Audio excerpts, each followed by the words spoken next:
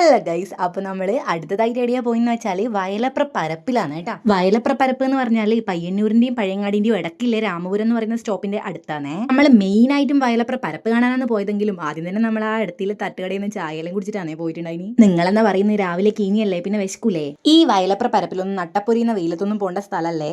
നമ്മൾ ശരിക്കും പറഞ്ഞാൽ വൈകുന്നേരം പോയിട്ട് സമാധാനത്തിൽ കാറ്റും കൊണ്ട് ഇരിക്കേണ്ട സ്ഥലമാണ് കേട്ടോ. പിന്നെ നമുക്ക് വൈകുന്നേരം വരെ ഇരിക്കാനുള്ള സമയമൊന്നും ഇല്ലാത്തതുകൊണ്ട് നമ്മൾ പിന്നെ ഉച്ചക്കാണേ പോയിട്ടുണ്ടായിനി. അപ്പോഴത്തേക്ക് തന്നെ വിശക്കാൻ തുടങ്ങി. അതാണ് പിന്നെ വേഗം ചായ കുടിച്ചിട്ടുണ്ടായിന് കേട്ടോ. ഇവിടെ പിള്ളേരെല്ലാം കൂട്ടിയിട്ട് വരുന്നവർ കൂടുതൽ പൈസയെല്ലാം എടുത്തിട്ട് വന്നാൽ മതിയേ, ഇല്ലെങ്കിൽ കീശ കാലിയായിട്ട് ഇവിടുന്ന് പോകൂല കേട്ടോ. നമ്മൾ പോയ സമയം ഉച്ച സമയമായതുകൊണ്ട് അധികം പേടിയൊന്നും ഉണ്ടായിട്ടില്ലേ. വൈകുന്നേരം ആകുമ്പോഴത്തേനും ഫുഡ് സ്പോട്ടെല്ലാം ഓപ്പൺ ആവും. അപ്പം കുറേ ആൾക്കാരും നല്ല അടിപൊളി വൈബായിരിക്കുവേ.